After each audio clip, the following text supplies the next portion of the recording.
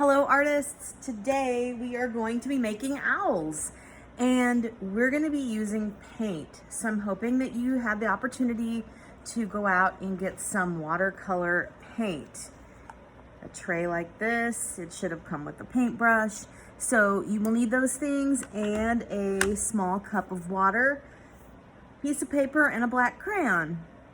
Okay, so I like to use crayon along with the paint because it is waterproof. It's going to keep the paint colors from running together.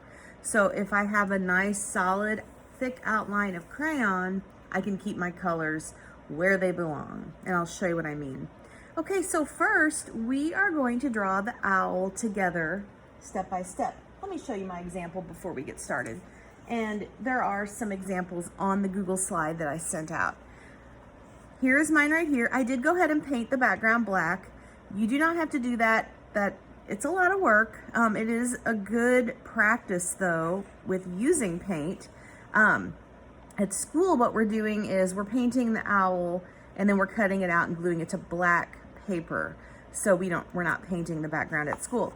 But you could also, if you don't have black paper and you don't want to paint, you could also just color the background with a black crayon. That'll go pretty fast, I think. But we do want it to be nighttime in our picture. Why would we want an owl to have a nighttime background?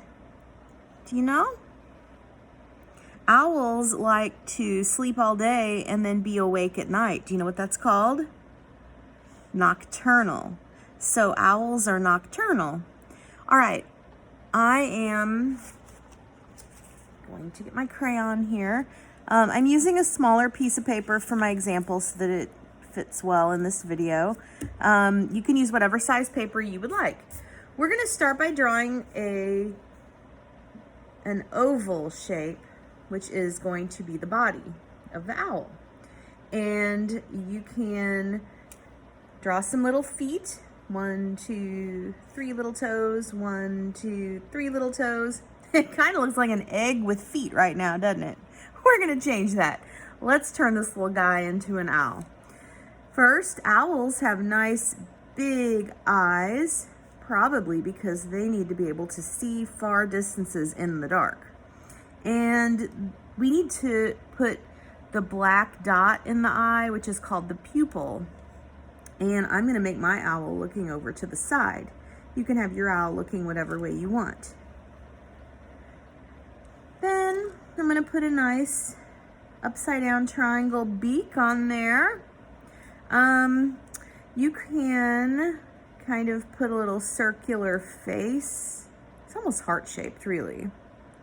Around your owl. Certain types of owls have that marking on their face. You can put these little triangles on the head. Now those look like ears. They're called tufts, though they're little bits of feather that sticks up. Our owl is going to be sitting on a branch, so his wings are going to be tucked in beside him like that. And then to show feathers on his body, we're just going to put some wavy lines, which we should all know how to make wavy lines. Okay, then since it's nighttime, if you wanted to put a moon in the sky, I kind of like to put crescent moons. Wow, I just broke my crayon. I kind of like to put crescent moons because sometimes a full moon might look like a sun.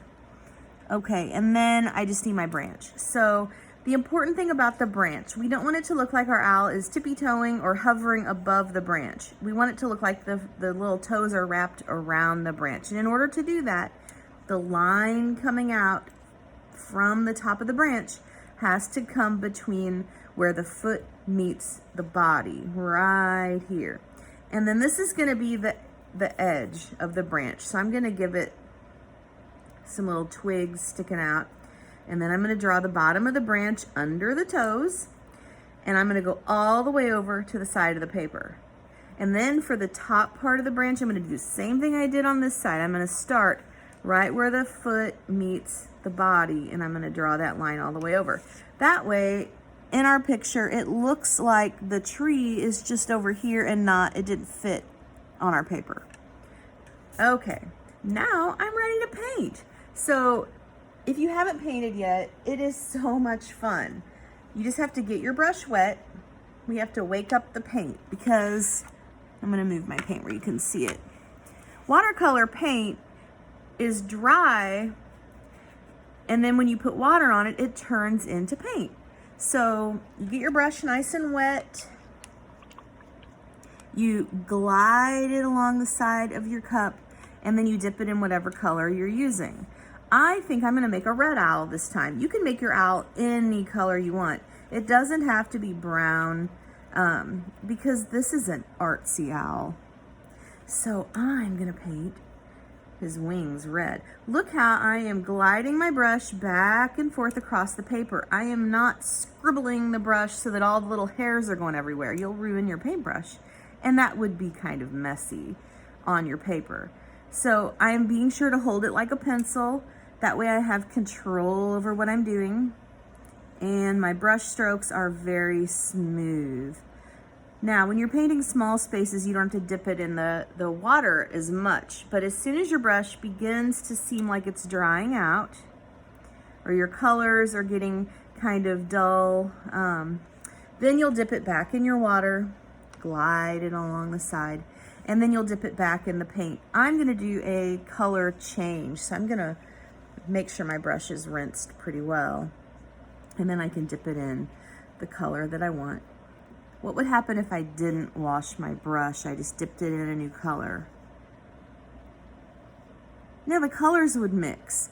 I would have mixed red into the blue paint, and I would have gotten purple because red and blue makes purple, and I already have purple paint. I don't want to turn my blue paint into purple paint, so I've got to be really careful to rinse my brush between colors.